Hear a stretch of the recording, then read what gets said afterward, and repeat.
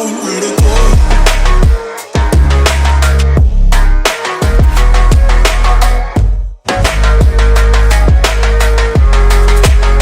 No way of knowing where to go.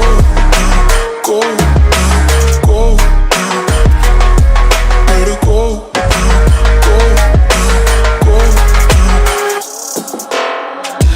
All my senses told me it's the wrong way to go. Hello everyone, welcome to Liberable. Behind me is a Nissan Skyline GTR R33.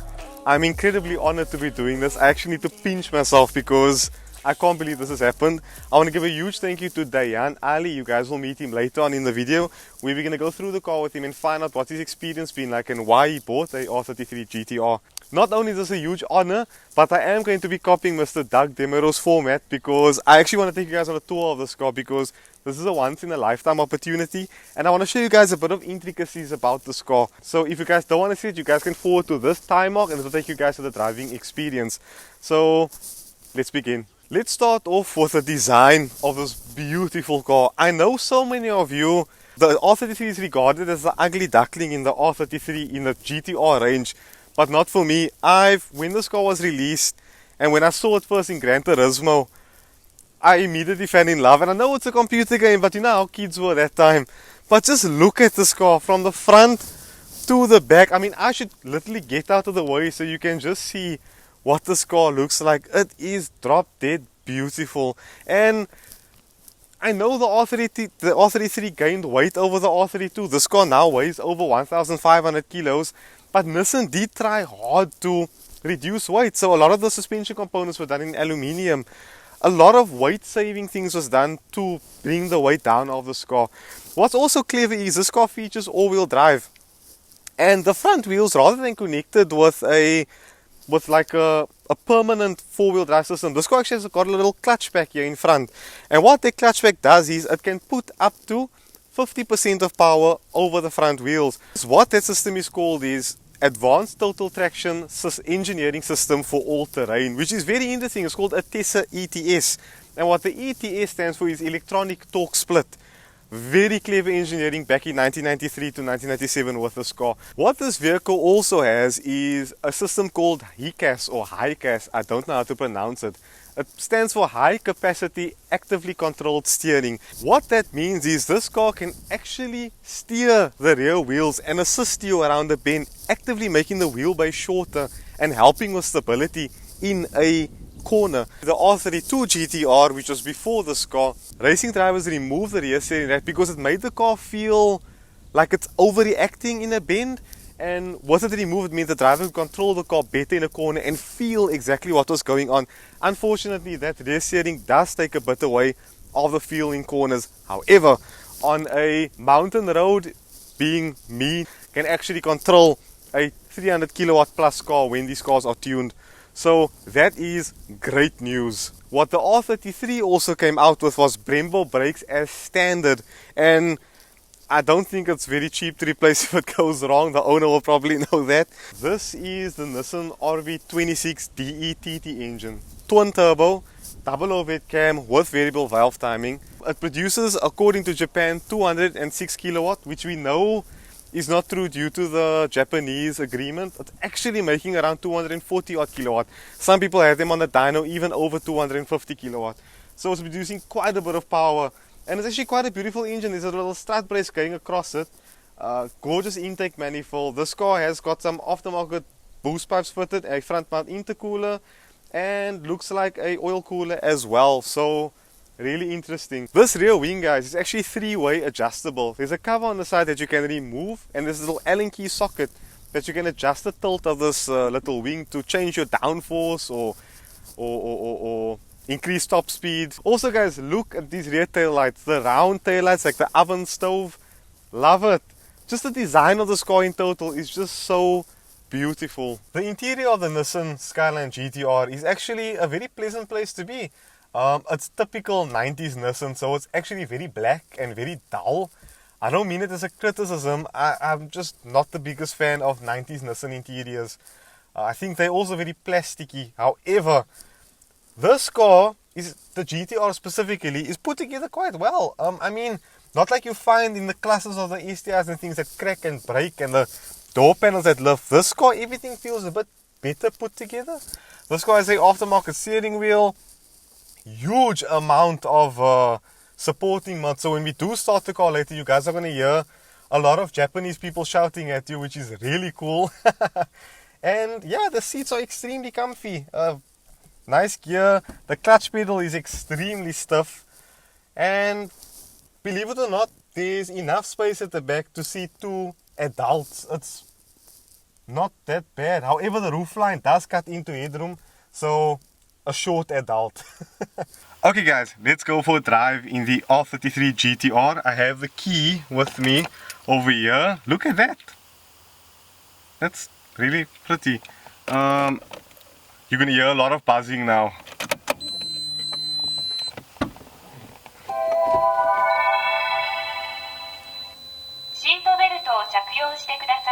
How cool is that?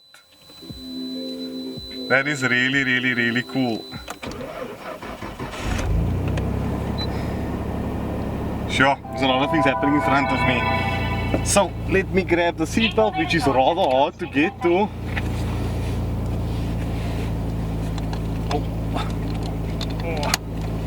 There we go. And my shades. I'm very excited, guys. Okay, she's not very happy, but she'll need to just relax.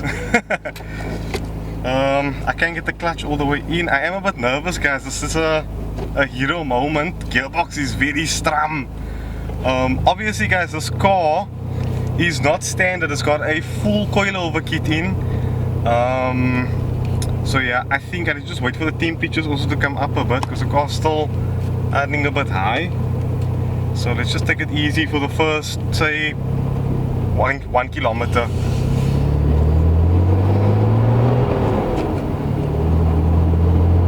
Not bad. I still can't believe I'm driving a 33 GTR. I'm still like trying to process it. Huge honor, guys.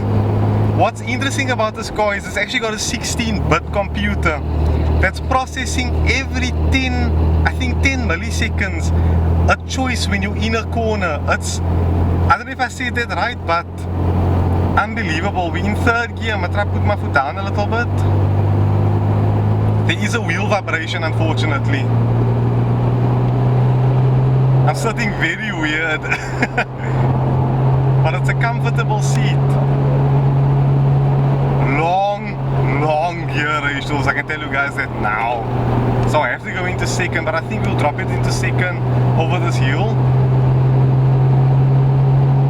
Yeah, wheel vibration is pretty bad. But it goes away around 100. I was telling him we think it's the speakers, but then he says no, it's the spaces that's on the car. But I still can't believe I'm driving an RB26. Right. We're in second gear.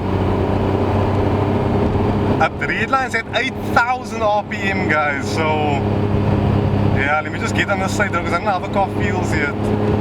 We just tug it into this corner and feel.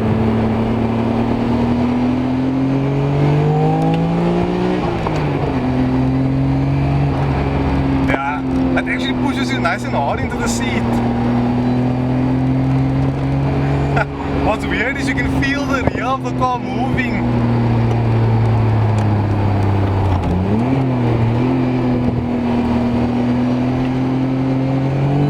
Like, you feel that unbelievable stuff, guys. Car pulls actually really strong, and the mode engine feels very linear. But dynamically, steering wheel is a bit light. The engine feels very like, what's the color term? Oppet. But loving how this car's feeling.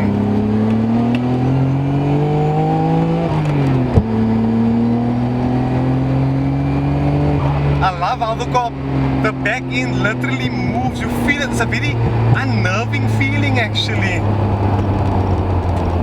We have someone driving a bit slow here in front of us, so I'll try and pass him, but this road gets very bumpy now in front of us. But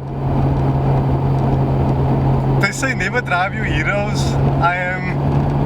I'm really happy. I think it exceeds my expectations. I wanted to feel the rear end turn in, and I could feel that. I wanted to feel connected. I feel connected. The only thing, guys, that I think is a problem on this car, its gearbox is extremely notchy. Like, it's very hard to put gears in and out. It might need fresh oil change or something, but it's very, very notchy. But you can't deny a GTR's place when it comes to how easy it is to drive fast. What's interesting about this car is it's actually rear-wheel drive a lot of the time. Nissan made the setup so that a car feels rear-wheel drive biased. Does it feel rear-wheel drive biased? I haven't gotten so close to the limit that I can tell, and I'm not going to get it so far to the limit because this car is worth a hell of a lot of money here in Cape Town, South Africa. But we are going to try and do a first, second, third. When I come to the little stop street now and we can feel what it was like. I'm just worried because this car revs so high and it's got such long gear ratios. It's different to other cars where you go bam, bam, bam through the gears. You're not doing that high speed. But yeah, I think Mr. Ali was undercutting this car when he said it's not that fast because it actually pulls really, really hard. And there's a cop that just drove past us there and he's looking like, what are we up to? Like guys, we're not going to do a first, second, third here, but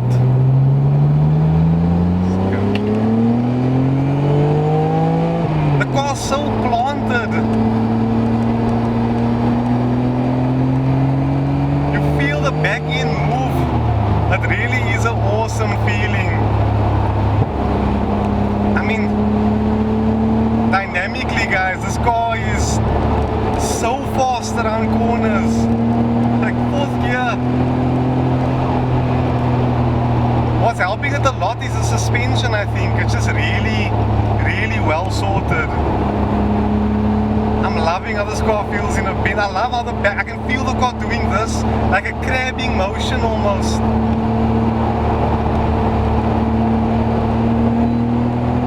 Oh man. Fabulous. I don't think I want to climb out of this car. If I can drive like this every day and have Mr. Ali pay my petrol, oh, will I be happy. The only problem now is, guys, this has been an ultimate dream of mine to drive an R33, and now I want one. It's everything I could have, like, growing up hoped for. It doesn't disappoint. That 6-cylinder sound, the horrendous fuel consumption, the capabilities of it, being able to thrash almost anything once you add power to this engine. Actually, let me talk about this engine a little bit. Do you guys know you can get 500 horsepower out of an RB26 safely? Some people are getting 700 horsepower out of them safely, but it's all down to the tuning, and it's all down to how your tuner works with the engine, because only bad ignition and stuff like that can actually ruin the ring landings and bend the rods and throw bolts out of the engine. But this engine can handle quite a bit of punch. Even the oil pump, the vein on the oil pump was increased because R32s, the previous generation, suffered from oil pump issues, especially when they started pushing power up on this engine. Okay guys, we're gonna do our first, second weekly. Let's see what's what.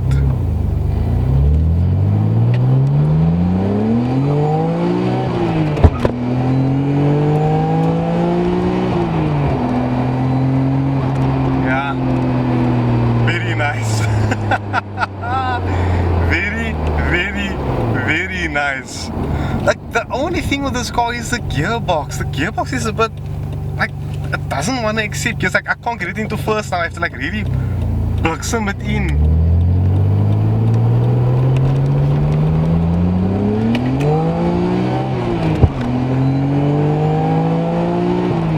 Very dynamic. Very. Now what happened there was I got the back end to come out, but the minute you push the throttle down, the front wheel step in and pull you back out again. It's so intuitive, this car. I'm in love, I'm in love, I'm in love. I want one badly. Let's talk to Mr. Ali and hear what he's got to say about this amazing car. Okay guys, sitting next to me is Dayan Ali. How's it, bro? That's yourself? Lovely, man. Can I ask you a very big question? Yeah, no problem. What's it like owning an R33 GTR? There's no words really to describe the feeling because it's.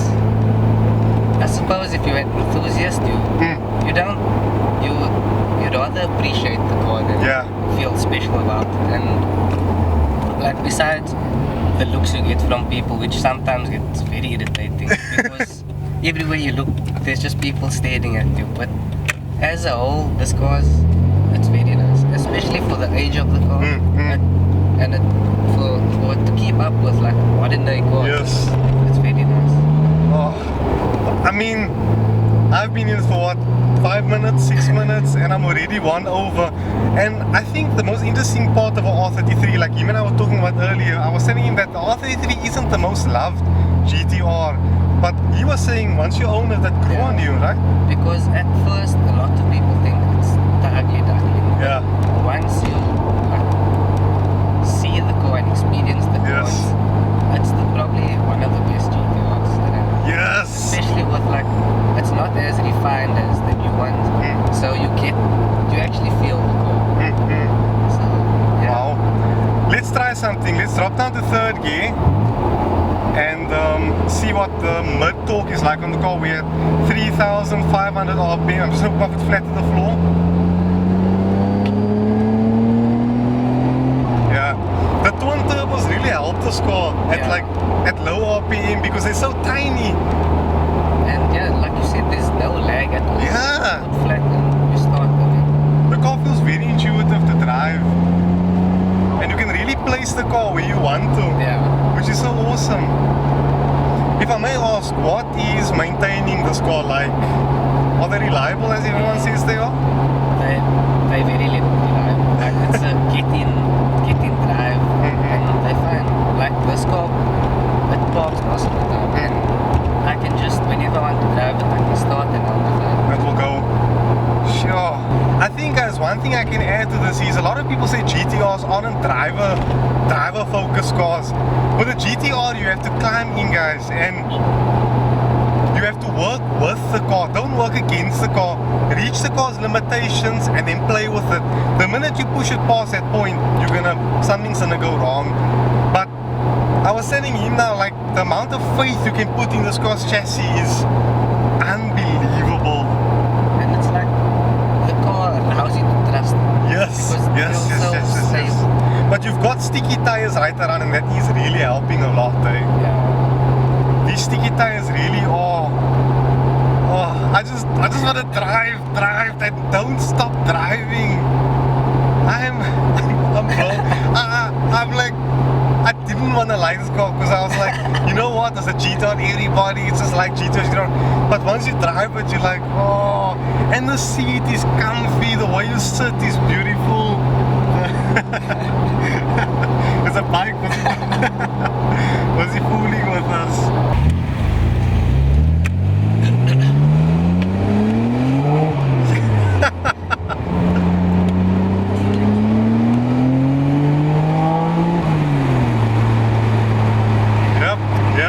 Yep. That noise, bruh. Now the car's really starting to like melt around you. Guys, I want to give a huge thank you to Dayan Ali for being in this car today. I really appreciate it, bro. This was a huge honor and a total dream of mine, and I can say I ticked it off my bucket list. Thank you so much. This car did not disappoint. It exceeded my expectations. I didn't expect it to be this good. Okay, that's the first. Yeah, no, it's the only thing, the gearbox. I think you probably need to go for an oil change or have the clutch something bled out. I think this is hydraulic clutches. Yeah. Like I can't. That's first gear, so Yeah, you need to actually put some muscle. yeah, into it. But yeah, thank you so much. Shukran. No problem, man. I appreciate it greatly. Guys, don't forget to subscribe, share, comment, like with friends and family, and go check out the Jan's page. You've got a page as well called Yeah, Slow Boys. Slow Boys. It's Check, like a social car club. yeah, no, check it out, guys. I'm definitely gonna like it. Put the sticker on my car. Guys, thank you so much for watching. Be free, be you. Love people out. Go down, go down, go down. Way to go down, go